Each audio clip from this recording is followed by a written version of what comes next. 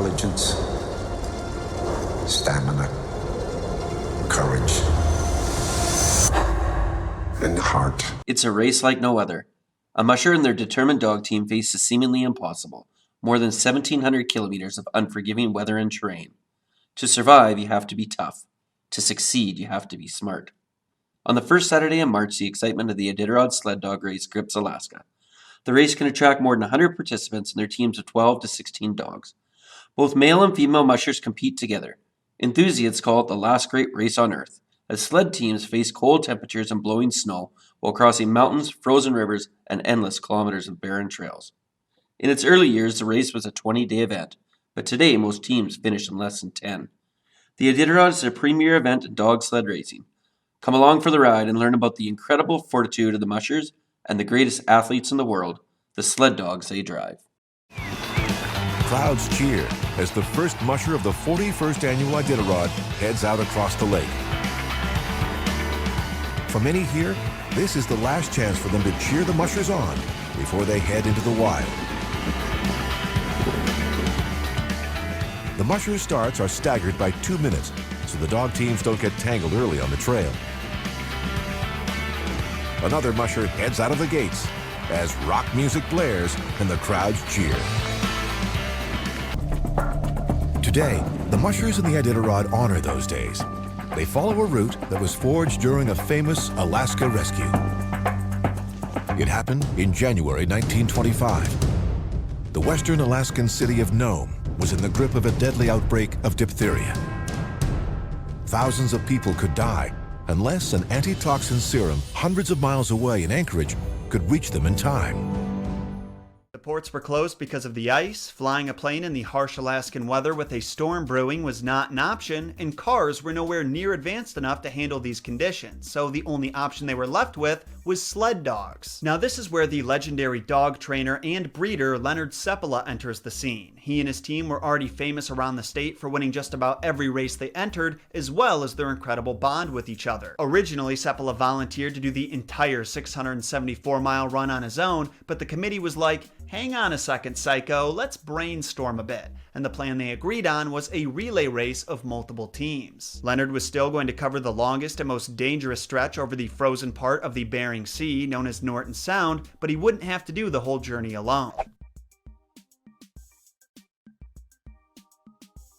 That medicine traveled 670 miles, exchanging hands with 20 individuals along the way, and each of them faced their own unique set of challenges. As much as I'd like to pay respect to all of these men who risked life and limb just for a chance at saving people whom most of them never even met, it's just not possible to accurately talk about each of their respective journeys without making this video like an hour long. That being said, I do have some of the more messed up details highlighted so you can have a better idea of what these guys went through. To start, the first musher, Wild Bill, left Nenana with the medicine on January 27th at 9 p.m. in temperatures as low as negative 62 degrees Fahrenheit. Yeah, I didn't even know it could get that cold. Bill didn't make it through without picking up some scars though. He contracted hypothermia despite running next to his sled to keep warm. Parts of his face were black and blue from frostbite, and 3 of his dogs died. Still, he made it to the end, and the serum was handed off to Edgar Calland, who when he reached his destination had to have warm water poured over his hands so he could get them off the handlebar. The serum continued to change hands from one musher to the next until it reached Miles Gonenyan at Unalakleet, about 2/3 of the way through the total journey. And it was at this point that Miles had 2 choices. He could try to cross the frozen Norton Sound and save an entire day of travel, or continue on the designated path to Shaktalik, where the next rider was waiting in case Leonard Seppala didn't show up. Noticing a storm forming overhead, he decided the best route would be to not ride across a frozen lake that could break apart at any minute, and he arrived in Shaktalik at 3 p.m. on January 31st after riding through negative 70-degree temperatures and whiteout conditions,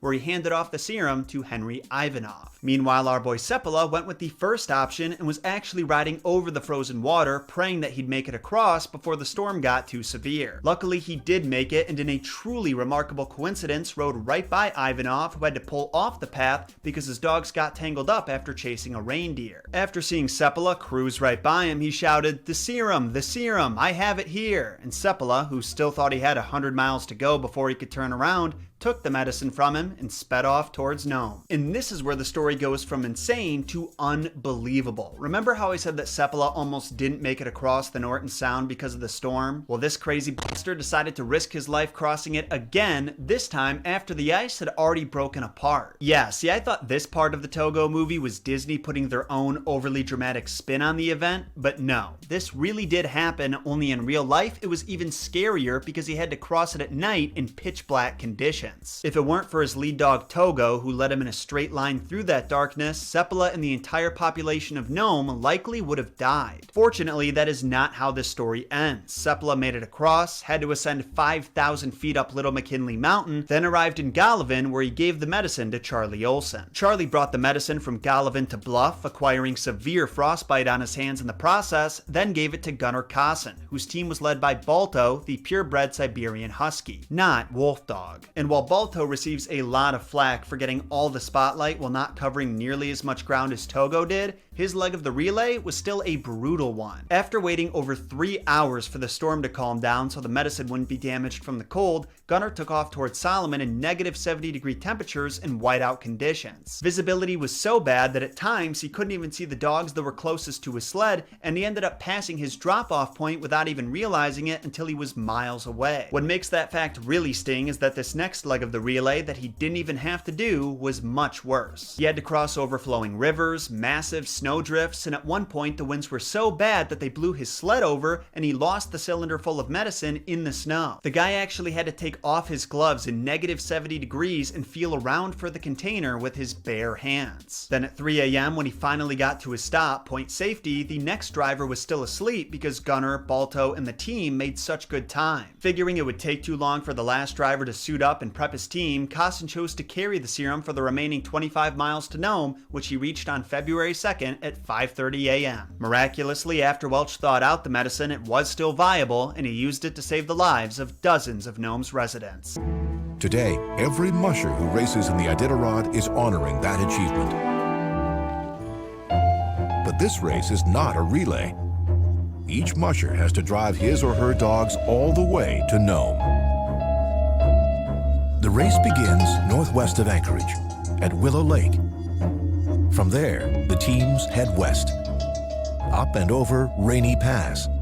Then, depending on the year, the dog sleds take a southern route via Anvik or a northern route via Galena. All teams head north past the coastal town of Koyuk. And then, after racing for almost 1,000 miles, they arrive at the finish line in Nome.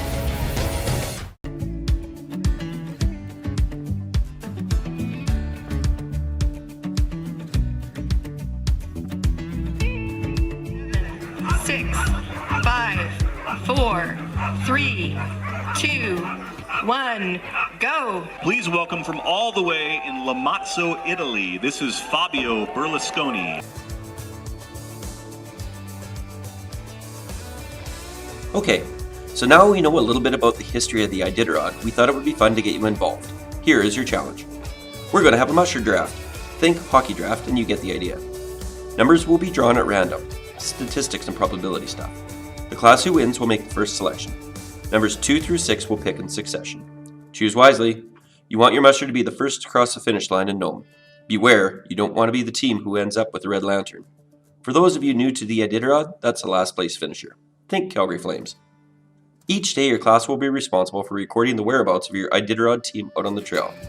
Pay close attention. There'll be rewards for the winning class. Good luck and happy sledding.